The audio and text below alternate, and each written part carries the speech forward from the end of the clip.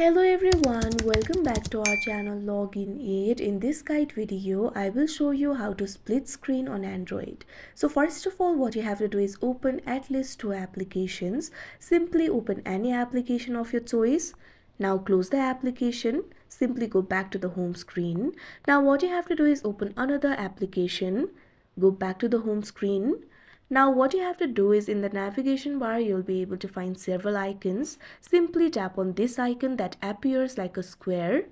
Now you'll be able to find recently opened applications over here. What you have to do is long press on the app icon that you can see right over here. Now you'll be able to find several options. Over here you'll be able to find the option for split top. Simply tap on it. Now tap on another application to use on split. Simply tap on another application. Now you can see over here the screen has been split. Now you'll be able to use both the applications simultaneously. So that is how you use split screen on Android. I hope you found this video helpful. Thank you for watching. Make sure to like, share and subscribe to our channel.